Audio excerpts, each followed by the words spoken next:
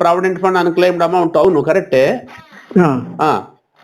మీకు అది ఎంత 5,000 కోట్లు ఉంది. రాజ్యసభలో ఇచ్చిన రిప్లై ప్రకారం 5,000 కోట్లు మాత్రమే ఉంది. ఓకే, 10 లక్షల కోట్లు 5,000 కోట్లు ఎంత భాగం? అది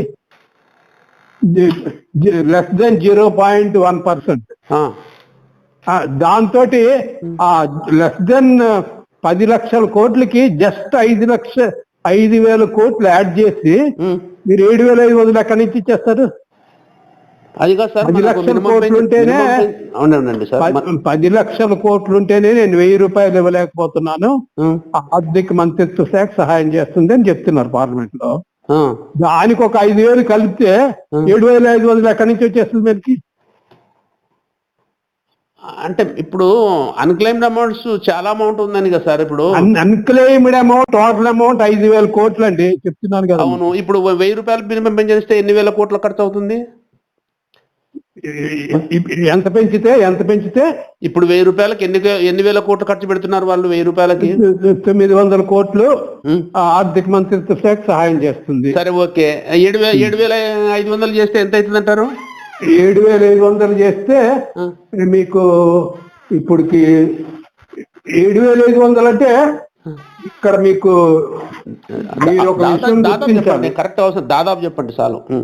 అదే ఈ 81 లక్షల మంది పెన్షనర్స్ కి లో 14 లక్షల మందికే 1,000 రూపాయలు వర్తిస్తుంది. ఓకే, అవును. అంటే యావరేజ్ మీద 1,000 కాకపోతే 2,500 తీసుకోండి, 2,000 తీసుకోండి, పర్వాలేదు.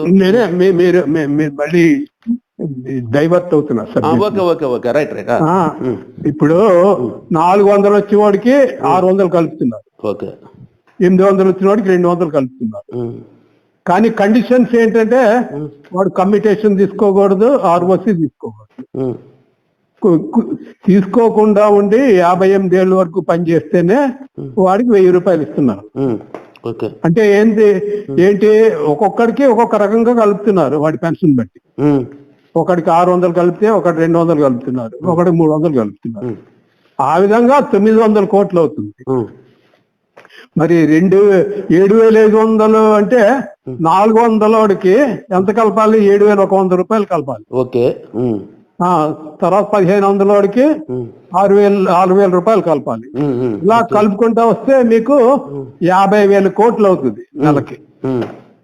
సంవత్సరానికి 50,000 కోట్లు అవుతుంది. 50,000 కోట్లు ఎవడు ఇచ్చేస్తాడు మనకి? 900 కోట్లు ఇవ్వడానికే చేస్తున్నాము మేము, మేమేదో దయదొచ్చిస్తున్నాము అని చెప్తున్నాం. 7,500 ఇవ్వడానికి 50,000 కోట్లు అయితే ఎవడు ఇచ్చేస్తారు? ఒక 5,000 ఇవ్వడానికి ఏం సార్? 5,000 ఇవ్వడానికి కూడా మీకు 35,000 కోట్లు అవుద్ది. లేదు, మీ లెక్కలో తేడా ఉన్నట్టు సార్. నా దగ్గర యాన్యువల్ రిపోర్ట్ 23-24లో వాడు 1,000 రూపాయల లోపల ఎంతమంది తీసుకున్నారు, 2,000 లోపల ఎంతమంది తీసుకుంటున్నారు, 3,000 ఎంతమంది తీసుకున్నారు, అన్ని లెక్కలు ఇచ్చాడు అనమాట. సార్ నేను ఒక్కటే జనరల్ పాయింట్ అడుగుతా, ఒక్కటే పాయింట్, అది కరెక్ట్నెస్ కోసం అడుగుతాం మిమ్మల్ని. ఇప్పుడు ఏంటంటే ప్రతి స్టేట్ గవర్నమెంట్ చాలా మంది పేదవాళ్లకు మినిమం పెన్షన్ ఇస్తూనే ఉంది. ఎంత ఇస్తున్నారు? వాళ్ళ ఖర్చులు దాదాపు 4,000, 3,000, 5,000 దాకా ఇస్తున్నారు స్టేట్ గవర్నమెంట్. 4,000 ఇస్తున్నారు. వినండి, ఇక్కడ దాదాపు చాలా మంది అప్లై చేసుకున్నారు దానికోసము. పిపిఎస్ పెన్షనర్లు అంతమంది లేరు, అర్థం చేసుకోండి అక్కడ.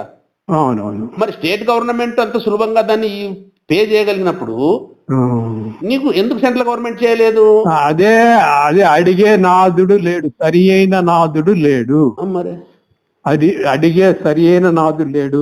ఆంధ్రప్రదేశ్ గవర్నమెంట్ 63 లక్షల మందికి నెలకి 4,000 ఇస్తుంది. మరి లోటు బడ్జెట్ పెట్టుకొని హైదరాబాద్ ఇన్కమ్ కోల్పోయి మనం క్యాపిటల్ కట్టుకోవడానికి డబ్బులు ఖర్చు పెడుతుంటా, పోలవరం ప్రాజెక్టు నిర్మించుకుంటుంటా 63 లక్షల మందికి మనం 4,000 రూపాయలు ఇస్తున్నాం ఇంటికి తెచ్చి. మరి అంటే ఏంటి? ఇక్కడ చంద్రబాబు నాయుడు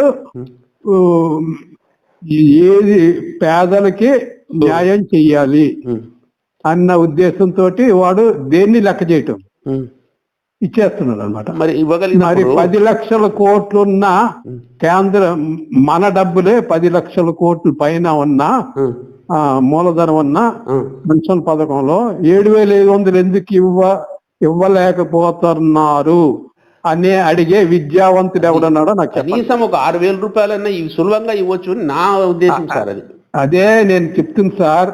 కేరళ హైకోర్టు చెప్పింది సార్. కేరళ హైకోర్టు ఏం చెప్పింది? హయ్యర్ పెన్షన్ ఇవ్వడానికి మా దగ్గర డబ్బులు చాలవంటే వాడు ఏం చెప్పాడు?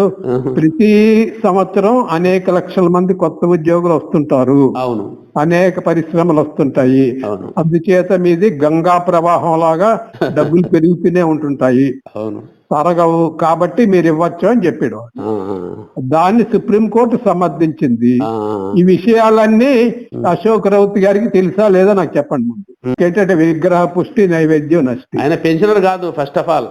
లేదంటే ఆయన కాదు, పెన్షనర్ అవనివ్వండి అవ్వకపోనండి, మీకు సబ్జెక్ట్ మీద ఇంట్రెస్ట్ ఉండి నేను ఆల్ ఇండియా లెవెల్లో నాయకత్వం వహిస్తున్నాను అన్న ధ్యాస ఉన్నవాడు నేర్చుకుంటాడు. కానీ నేర్చుకోవడానికి నాకు తీరిక లేదు అంటే ఇంకొకరిని అపాయింట్ చేసుకుని అడ్వైజర్ ని, వాడి ద్వారా వాడు నేర్చుకొని జాగ్రత్తగా ఒళ్ళు దగ్గర పెట్టుకొని స్టేట్మెంట్ అది కార్పస్ ఎంత ఉందో తెలియని వాడు సెంట్రల్ ప్రావిడెంట్ ఫండ్ కమిషనర్ తోటి లేబర్ సెక్రటరీ తోటి పవర్ పాయింట్ ప్రెజెంటేషన్ ఎలా చేస్తున్నాడు నాకు చెప్పండి. అంటే అటువంటి లీడర్షిప్ మనకు ఉందన్నమాట. కాదు సార్, ఇంకొక పాయింట్ ఏంటంటే అక్కడ అజిటేషన్స్, రస్తారోకోలు, ఏజ్ బారోళ్ళు, ముసలోళ్ళు కష్టపడి అక్కడ ఆరోగ్యాన్ని లెక్క చేయకుండా టాబ్లెట్స్ ఎంట పెట్టుకొని అక్కడికి పోతుంటే ప్రతిసారి వాళ్ళు ఏదో వచ్చి హామీ ఇస్తున్నారని చెప్పడము విత్డ్రా. అదే వీళ్ళ అసోసియేషన్ అగ్రనాయకత్వం ఆడుతున్న నాటకాలు. అగ్రనాయకత్వం రిటైర్డ్ సివిల్ సర్వెంట్స్ ని ఎందుకు కలవటం లేదు నాకు చెప్పండి ముందు. చీఫ్ సెక్రటరీలు ప్రతి స్టేట్ క్యాపిటల్ లోనూ ఉంటారు, డీజీపీలు ఉంటారు, రిటైర్ అయిన న్యాయమూర్తులు ఉంటారు, వీళ్ళ దగ్గరికి ఎందుకు వెళ్ళటం లేదు చెప్పండి నాకు. ఎందుచేతంటే గవర్నమెంట్ ఎంతమంది ఎంపీలు చెప్పినా, ఎంతమంది ఎమ్మెల్యేలు చెప్పినా సరే చీఫ్ మినిస్టర్ గారు తన సెక్రటరీని కన్సల్ట్ చేస్తాను. కన్సల్ట్ చేసి వాడు గ్రీన్ సిగ్నల్ ఇచ్చిన తర్వాతే వీడు ఏదైనా అనౌన్స్మెంట్ చేస్తాడు. అటువంటి అప్పుడు ఏంటంటే మన పెన్షన్ విషయంలో ఏ విద్యావంతులు కూడా ఎంతవరకు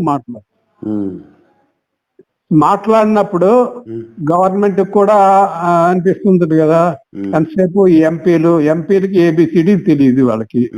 వాళ్ళు 8 ఏళ్ళ నుంచి అడుగుతున్న క్వశ్చన్ ఏంటి? పెన్షన్ పెంచే ఆలోచన ఏమైనా ఉందా అని అడుగుతున్నారు. ఇదే క్వశ్చన్ 8 ఏళ్ళ నుంచి ఎందుకు అడుగుతున్నారు వాళ్ళు? వాడు అడగాలి కదా, 10 లక్షల కోట్లు ఉంది మీ దగ్గర కార్పస్, హైదరాబాద్ ఇన్కమ్ కోల్పోయిన ఆంధ్రప్రదేశ్ 63 లక్షల మందికి 4,000 పెన్షన్ ఇస్తుంది, మీరెందుకు ఇవ్వలేకపోతున్నారు? ఇది కార్మికుల డబ్బే, ప్రతి సంవత్సరం ఈ కార్పస్ పెరుగుతుంది, మీరెందుకు ఇవ్వటం లేదు అని విశదీకరించి ఏ ఎంపీ ఎందుకు అడగటం లేదు? ఆంధ్రప్రదేశ్ ఎంపీలు అడగాలి కదా కనీసం, ఎందుకు అడగటం లేదు? అంటే ఏంటంటే మనం ఎమ్మెల్యేల దగ్గరికి వెళ్ళడం, శాలువా కప్పడం, పుష్పగుచ్చం ఇవ్వడం, ఫోటో పెట్టడం తప్పించి ఇంకేమీ చేయటం. అగ్రనాయకత్వం ఏంటంటే ఈ రోజు నిర్మలా సీతారామన్ కలిసినట్టు ఒక ఫోటో, రేపు కార్మిక మంత్రిని కలిసినట్టు ఒకటి, ఎల్లుండి సుప్రియా సూలేని కలిసినట్టు ఇంకో ఫోటో. ఈ విధంగా వాళ్ళు కాలం గడుపుతున్నారు. అది జరుగుతున్న కథ అక్కడ. అది సార్. మరి